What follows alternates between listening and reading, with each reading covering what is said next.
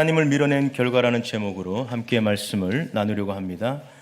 오늘 본문 마지막은 그들의 괴로움이 심하였더라 이렇게 지금 기록되어 있습니다. 이스라엘 백성들이 심한 고통을 겪고 있다는 것을 말하고 있는 것입니다. 사실 이스라엘이 고통받고 있다는 이 평가는 이상하고 부자연스러운 것입니다. 왜냐하면 이들이 딛고 선 땅은 다름 아닌 가나안 땅이기 때문에 그렇습니다. 애초에 가나안은 하나님이 약속한 땅이고 젖과 꿀이 흐르고 먹을 것과 거주할 곳이 부족하지 않고 하나님의 인도하심, 하나님의 보호하심이 충만한 곳, 그곳이 가나안 땅이었습니다. 그런데 백성들이 이 땅에서 고통받고 평안을 누리지 못하고 있습니다. 왜 그렇겠습니까? 그 이유는 언약 백성으로서의 그 사명을 잊어버렸기 때문에 그렇습니다. 이스라엘이 지켜야 할 사명은 신명기에 분명히 명시되어 있는데 우선 6장부터 11장까지는 모세의 두 번째 설교에 해당되는 본문이라고 할 수 있습니다. 여기에서 핵심은 이스라엘 백성들은 철저히 여호와 하나님만 사랑해야 한다는 것이 담겨 있습니다. 그래서 애굽의 종살이에서 구원해 주신 하나님의 은혜를 잊지 않고 또 그 은혜를 그 후손들에게 잘 전달해야 한다는 것을 강조하고 있는 것이 이 본문의 핵심입니다. 신명기 6장 1절에서 3절인데요. 이 말씀은 우리 같이 한 목소리로 읽겠습니다. 시작. 이는 곧 너희의 하나님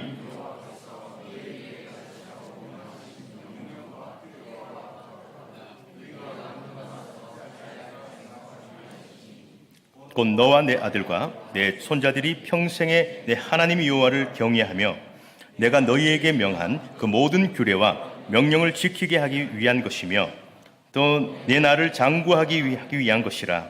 이스라엘아 듣고 삼가 그것을 행하라. 그리하면 네가 복을 받고 네 조상들의 하나님 여호와께서 네게 허락하심 같이 젖과 꿀이 흐르는 땅에서 네가 크게 번성하리라. 아멘.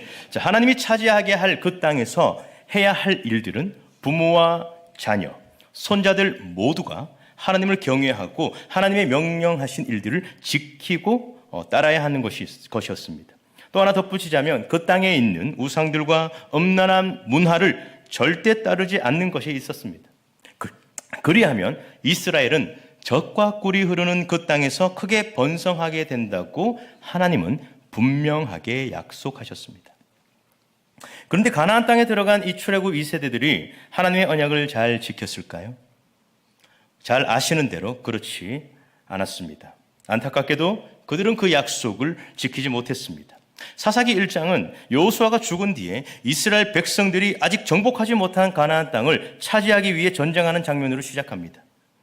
그런데 가나안 민족에 맞서서 전쟁에 승리는 하지만 가나안 사람들을 다 쫓아내지 않고 오히려 그들을 곁에 두고 노역을 시킴으로 하나님의 명령에 온전하지 순종하지 않았다고 지금 말씀하고 있습니다.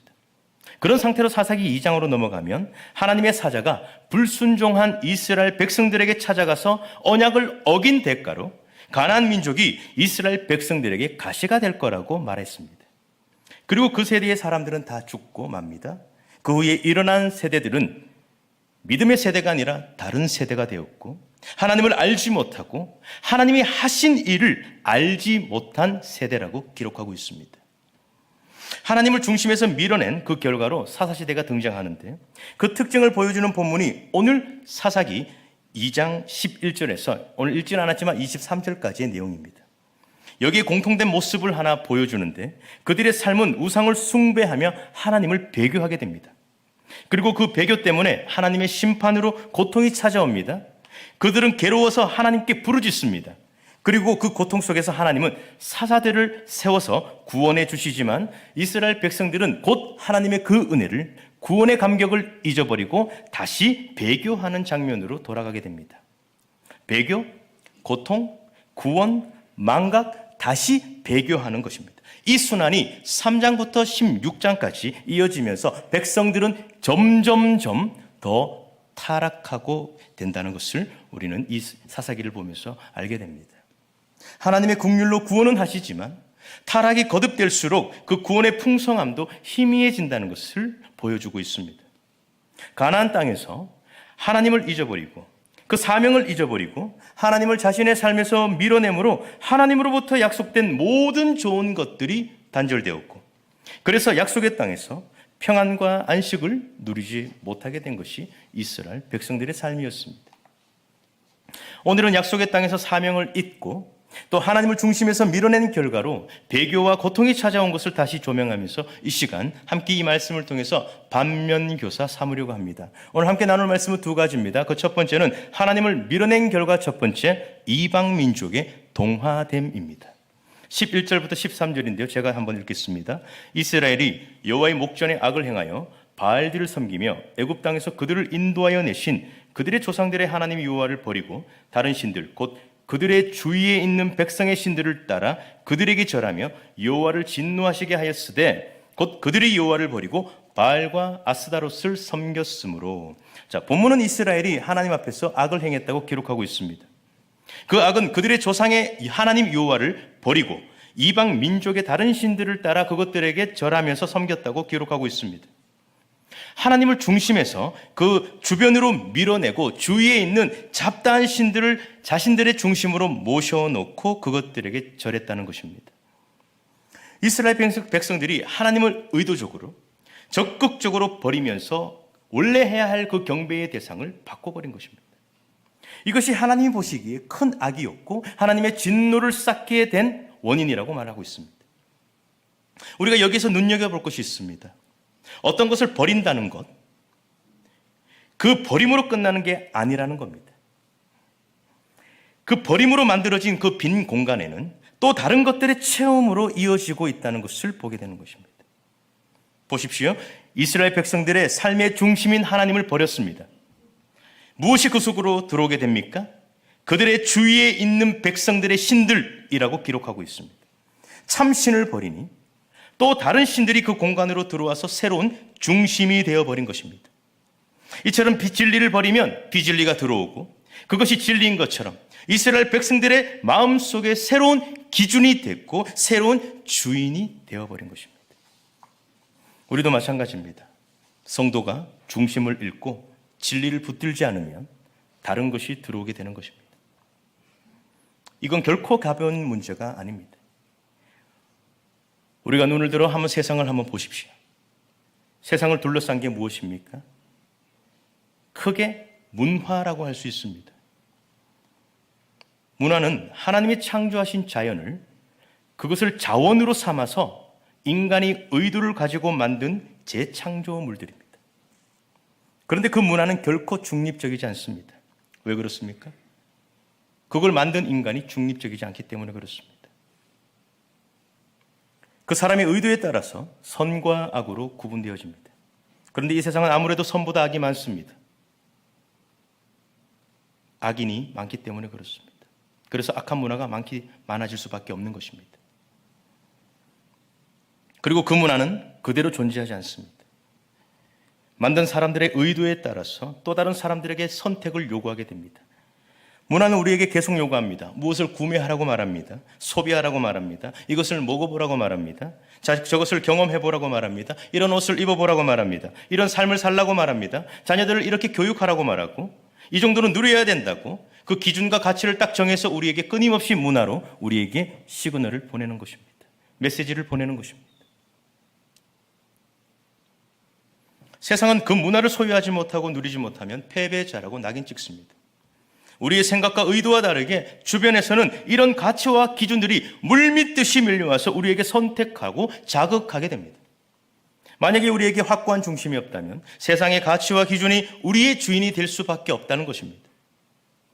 여호와를 버리고 이방 신들을 섬긴다는 것은 옛날 이스라엘 백성들만의 문제가 아니라 현대를 살아가는 우리의 삶과 밀접하게 연관되어 있다는 것을 우리는 염두에 두어야 되는 것입니다. 중심을 붙들지 않으면 주변 것들이 밀고 들어와서 어느새 우리의 영혼과 삶의 주인 행세를 하고 있다는 것입니다. 그렇다면 이스라엘 백성들이 이방 문화에 동화된 이유가 무엇일까요? 그것은 중심을 잃어버린 이유이기도 하지만 백성들의 중심을 잃게 할 만큼 주변의 문화가 강력했기 때문에 그렇습니다. 매력적이었기 때문에 그렇습니다. 성경은 이스라엘 백성들이 하나님을 버리고 바알과 아스타롯을 섬겼다고 했습니다. 여기 바알과 아스타롯은 가나안 땅의 신들이자 그들의 주인이었습니다. 바알은 구름과 폭풍과 비의 신이었습니다. 아스타롯은 바알의 누이이자 아내였고 다산과 전쟁의 신이었습니다. 가나안 사람들은 이 두 신이 농사와 출산을 결정짓는 중요한 신들이라고 믿었습니다. 특별히 이 부부가 사랑을 많이 할수록, 그런 관계를 많이 할수록 자신들의 자손과 가축과 땅의 소출이 풍성해진다고 믿었습니다. 당시 가나안 사람들은 이 신들의 세계와 인간의 세계와 자연의 세계가 밀접하게 연결되어 있다고 믿었습니다. 그래서 신들의 세계에서 일어나는 일들이 자연과 인간의 세계에 영향을 미친다고 믿었습니다. 반대로 인간의 세계에서 일어나는 일들 또한 자연의 세계와 신들의 세계와 또 영향이 있다고 믿었습니다. 그래서 이 두 신들을 자극하기 위해서 신전에서 제사를 드리고 클라이막스에 이르면 술을 마시며 남자는 신전 창기와 관계를 맺게 되는 것이고 여자는 어린 남자아이들과 음행을 저지르게 됩니다. 이 제사를 통해서 바알과 아스타롯을 자극하는 것이라고 믿었고 결국 자신들의 삶의 풍요와 다산의 복으로 이어진다고 믿게 된 것입니다. 지금 이스라엘 백성들은 이 제사 속에서 두 가지 자극을 받았다고 볼 수 있습니다. 바로 부와 쾌락입니다. 쾌락은 뒤로 하고 특히 이 부는 예나 지금이나 강력하고 매력적인 것은 분명합니다. 사실 가나안 땅은 비옥한 땅이고 그 소출이 풍성했습니다. 이스라엘 백성들은 바로 그들의 풍요로움을 얻고 싶어 했을 것입니다. 이것은 출애굽 2세대들이 가나안 땅에 들어와서 정복 전쟁을 하면서 가나안인들을 완전히 진멸하지 않고 살려둔 이유에서 찾아볼 수 있습니다. 그들이 다 쫓아내지 않고 그들에게 노역을 시켰다. 이것이 1장에 기록되어 있습니다. 그것은 비옥한 땅에서 그들의 노동력을 통해서 경제적인 이득을 얻기 위한 조치였다고 볼 수 있습니다. 돌이켜보면 그들의 앞세대는 오랜 시간 동안 목축업을 해왔고 또 2세대들 또한 광야 생활만 해왔습니다. 당연히 농사에 관한 사전 지식은 없었을 겁니다. 따라서 가나안이들과 자신들의 형편이 비교되었을 겁니다. 그래서 그들처럼 윤택한 삶을 살고 싶은 욕망이 생기고 더 많이, 더 빨리 갖고 싶은 것 때문에 결국 그들의 방법을 따르게 된 것입니다. 이것은 부의 주인이 하나님이라는 것을 잊어버리고 하나님이 주신 그 땅에서 먹고 사는 문제를 하나님이 아니라 이방 세계의 그 방법으로 대체했다는 것입니다. 신명기에서는 분명히 약속했습니다. 이스라엘 백성들이 하나님의 언약을 지키면 그 땅에서 풍성하게 살도록 하시겠다는 약속을 하나님께서 이스라엘 자신의 백성들에게 하셨다는 겁니다. 신명기 11장 13절부터 15절인데요. 나와 있지 않습니다. 제가 읽어드리겠습니다.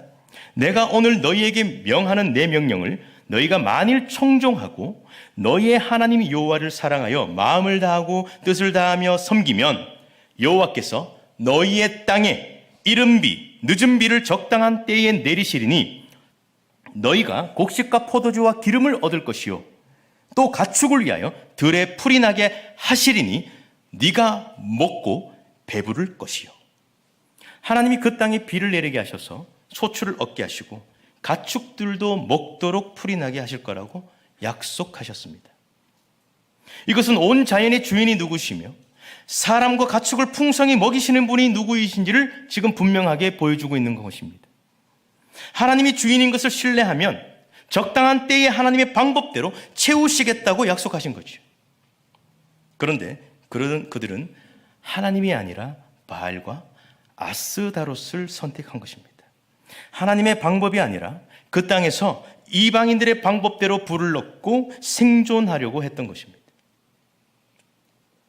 성도들도 이런 갈등으로 무너지는 경우들이 있습니다. 우리도 하나님이 구원해 주셨고 하나님이 세상의 주인이라는 것을 안 믿는 것이 아니라 믿습니다. 그런데 주변으로부터 자극을 받으면 생각을 달리하는 것입니다. 세상 사람들은 보면서 훨씬 나보다 많이 누리고 윤택하게 살아가는 것처럼 보입니다. 그들의 삶의 방식이 더 매력적이고 그들처럼 더 빨리 돈을 벌고 싶은 그런 마음과 또 그런 길들이 보일 때가 있습니다.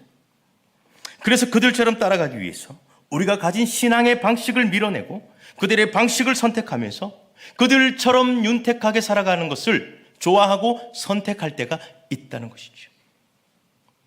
돈 때문에 주일 예배도 건너뛰고 하나님이 허락하신 삶의 터전에서 성도로서 정직과 양심을 감추고 오직 성공과 부를 위해서 몸도 영혼도 팔아버리는 그런 방법들을 쉽게 저지르는 삶을 종종 보게 됩니다.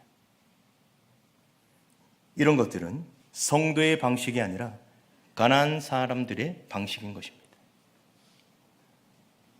우리가 복을 누리려면 바른 신앙이 필요합니다. 그것은 하나님을 경외하고 하나님만 경외하고 하나님의 방법대로 살아가는 것입니다.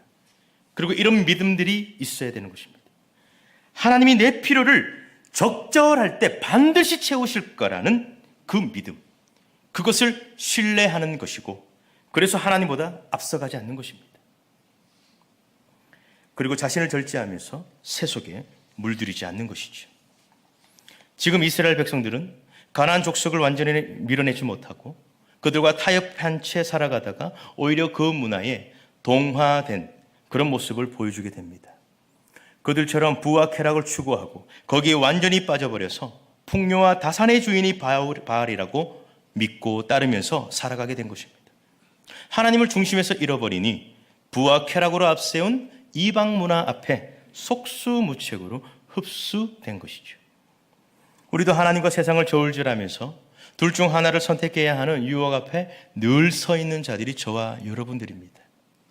우리의 중심이 세상으로 기울여지면 하나님보다 세상이 더 좋아 보이고 더 화려하게 살 수 있을 것 같고 더 빨리 벌 수 있을 것 같고 더 많이 가질 수 있고 더 많이 누릴 수 있을 것 같습니다. 세상은 그것을 계속해서 말합니다. 하나님을 밀어내면 얻을 수 있다고 말하고 우리 중심에 들어오려고 하는 것이죠. 이때 우리는 하나님을 내 마음 중심에서 꼭 붙들어야 할 줄 믿습니다. 만약에 하나님을 굳게 붙들지 않으면 오늘 앞서 살펴본 것처럼 또 다른 것들이 우리 중심으로 들어와서 내가 너의 주인이라고 말하면서 우리 삶의 주인 행세를 하고 만다는 것을 우리는 보게 됩니다. 이렇게 하나님을 밀어내고 이방 민족에 동화된 이스라엘 백성들이 이제는 어떤 상황을 맞게 되느냐, 이것이 두 번째입니다. 하나님을 밀어낸 결과 두 번째는 이방 민족의 지배를 받게 되었습니다. 이방 민족에 동화된 것뿐만 아니라 이방 민족에 완전히 지배를 받았다는 것입니다. 14절, 15절인데요. 오늘 읽었죠? 우리 함께 읽겠습니다. 시작.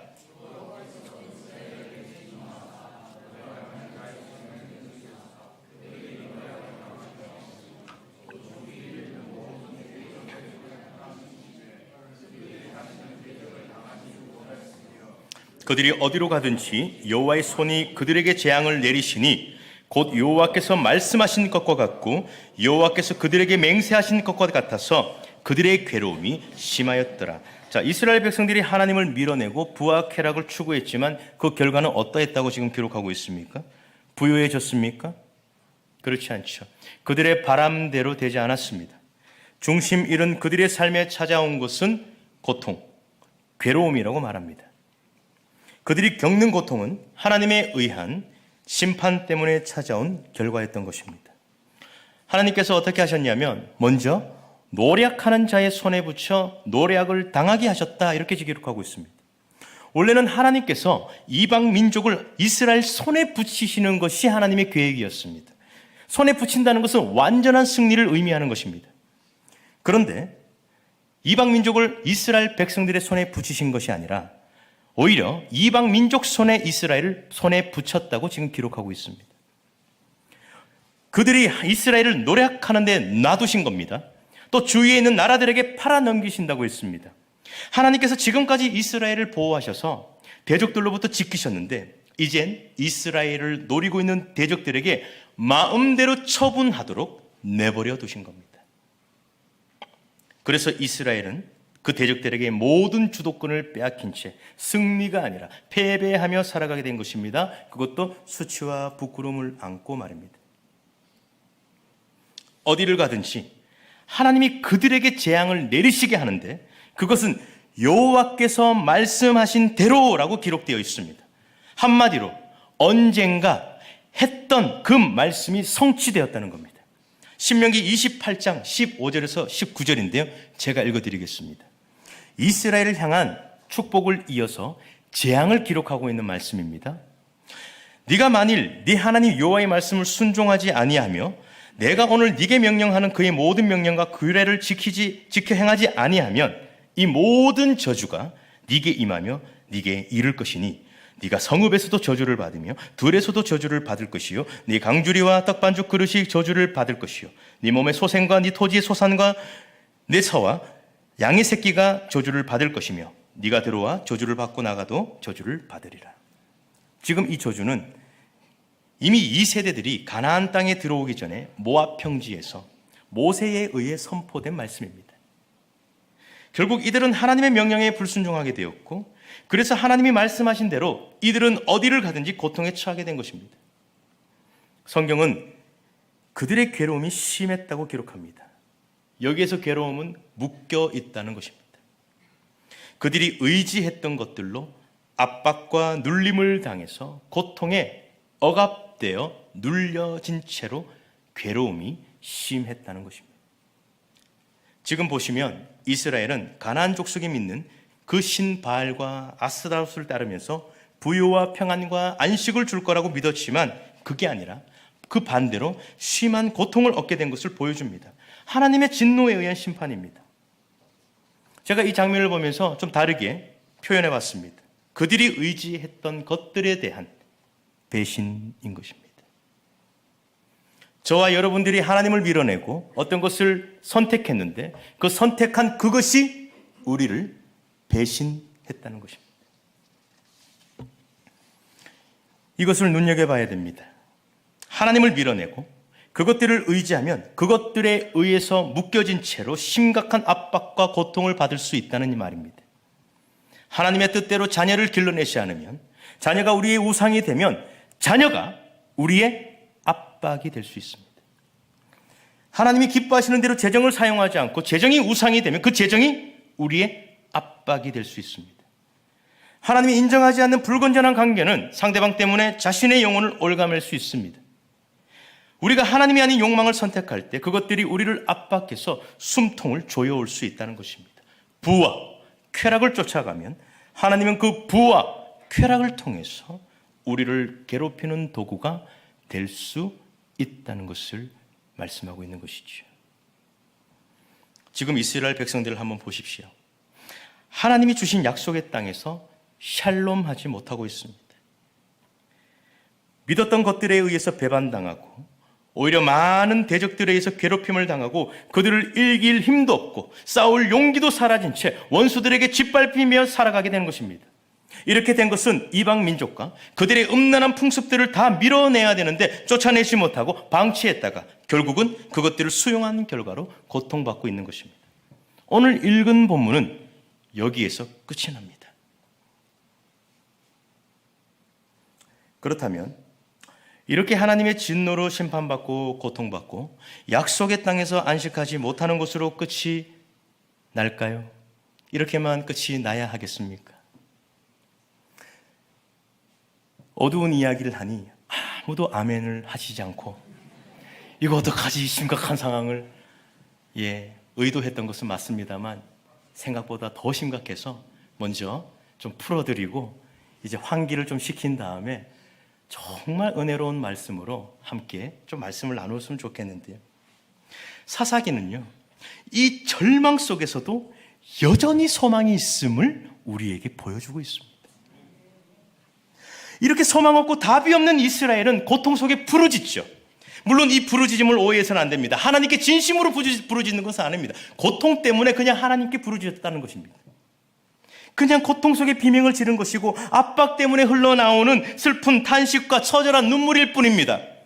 그럼에도 하나님은요, 고통에 처한 백성들의 그 고통을 내버려 두지 않고 구원을 하시는데 그냥 구원하시는 것이 아니라 일방적으로 계속해서 구원을 베푸시는 겁니다. 16절인데요. 여호와께서 사사들을 세우사 노략자의 손에서 그들을 구원하게 하셨으나.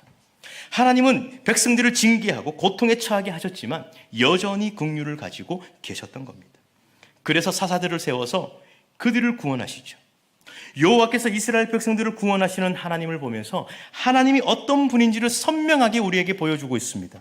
이스라엘 백성들은 하나님을 잊어버립니다. 그리고 하나님을 밀어냅니다. 계속해서 범죄합니다. 또 다른 우상을 쫓아갑니다. 그런데 하나님은 이스라엘 백성들을 잊지 않고 계속해서 사사를 세워 주심으로 그 백성들의 삶의 중심에 다시 들어서고 싶다는 그 열망을 사사들을 통해서 우리에게 보여주시는 겁니다.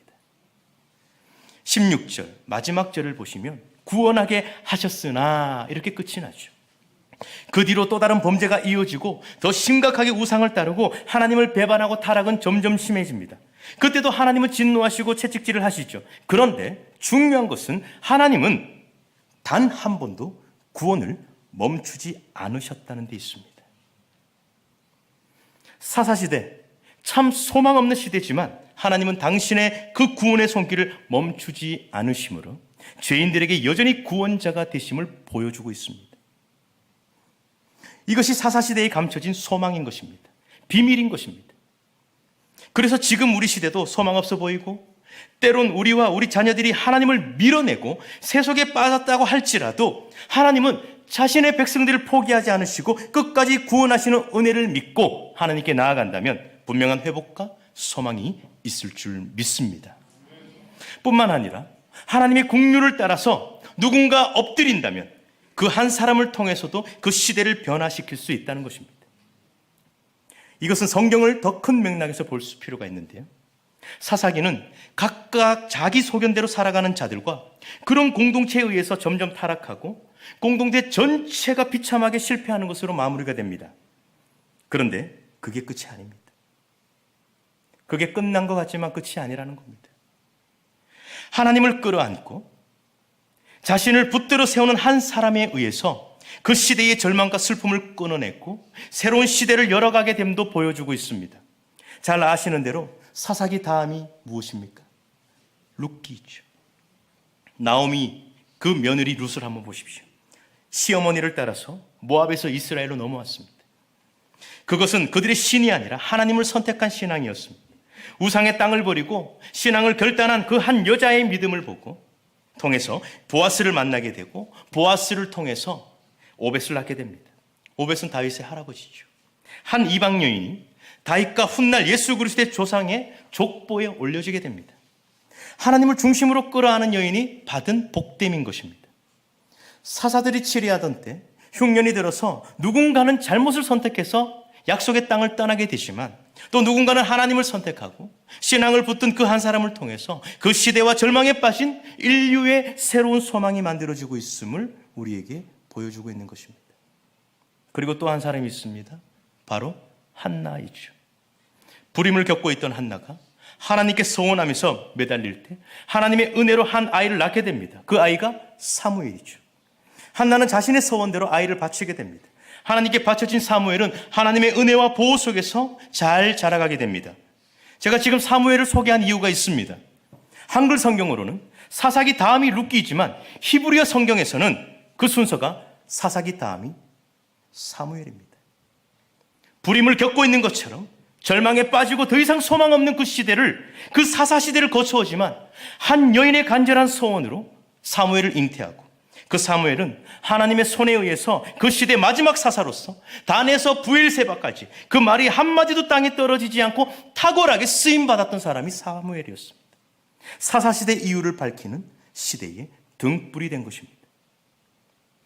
이스라엘이 이방문에 완전히 동화되고 그들에게 지배받고 완전한 타락의 모습을 보여주지만 사사기는 그게 끝이 아니라고 말합니다. 계속되는 백성들의 배교와 하나님의 진노와 심판 속에서도 여전히 백성들을 향한 구원의 손길은 멈추지 않기 때문에 소망이 있는 것입니다. 또 모두가 하나님을 밀어내고 각기 소견대로 살아간다고 하지만 또 누군가는 믿음 안에서 하나님을 자신의 중심으로 끌어안고 엎드리며 기도할 때 하나님은 그 한 사람의 기도와 간절한 선택을 통해서 역사를 바꾸게 되고 특별히 그 시대를 여는 탁월한 다음 세대를 허락하시게 되는 것입니다. 분명합니다. 한 사람이 믿음으로 하나님을 끌어안고 기도하고 결단하면 그 시대를 절망에서 소망으로 바꾸어내고 또 그 시대를 밝히는 다음 세대들도 길러내게 될 줄 믿습니다. 말씀을 맺으려고 합니다. 사사시대는 가나안 입성 후에 이스라엘 백성들의 삶을 보여줍니다. 출애굽이라는 하나님의 놀라운 구원의 그 경험을 하게 되지만 결국 언약을 지키지 못해서 약속의 땅에서 실패의 실패를 거듭하게 됩니다. 그 땅에서 이방 민족을 쫓아내고 그들의 우상과 문화 풍습을 따르지 않으면서 또 하나님께 순종해야 되는 것인데 그 사명을 잊어버린 것입니다. 그래서 그들은 약속의 땅에서 샬롬을 누리는 게 아니라 고통에 처하고 심한 압박을 받게 된 것입니다. 지금 이 모습은 지금 현대를 살아가는 우리 그리스도인들에게도 동일한 교훈을 주게 됩니다. 우리도 예수 그리스도를 통해서 구원을 얻은 성도들이죠. 그 은혜를 기억하면서 우리도 이 땅을 살아내야 되는 겁니다. 하나님만 사랑하고 우리 삶을 세속에 물들이지 않고 음란한 문화를 밀어내고 특별히 우리 자녀들에게 신앙을 전수하면서 하나님의 선교를 완수해 가는 것이 우리 모두의 사명인 것입니다. 우리 모두가 이 땅에서 샬롬을 경험하고 싶다면 하나님을 다시 한 번 더 우리 안에 중심 삼아야 될 줄 믿습니다. 이 세상의 것을 사랑하지 않고 세속적인 것은 밀어내고 하나님의 말씀의 통치를 받으며 살겠다는 그런 믿음의 결단들이 있을 때 그 한 사람의 삶에 하나님의 인도와 풍성한 체험들이 있을 줄 믿습니다. 지금 이 시대가 하나님이 하신 일을 잊어버린 세대라고 한다면 이 시간 우리가 먼저 밀어낸 하나님을 우리 중심으로 모시고 또 이 시대에 맞서서 부정적이고 음란한 문화에 저항하고 진리의 말씀을 배울 수 있기를 소망합니다. 그리고 힘을 내어서 우리 자녀들에게 하나님이 하신 이 위대한 구원을 부지런히 가르칠 때 저와 여러분을 통해서 이 시대 속에서 새로운 시대를 열어가는 이 시대의 사명제로 새롭게 세워지게 될 줄 믿습니다. 이 말씀 붙들고 이번 한 주 그리고 우리 평생을 힘있게 살아가시는 귀한 복된 말씀 되기를 주님의 이름으로 축복합니다.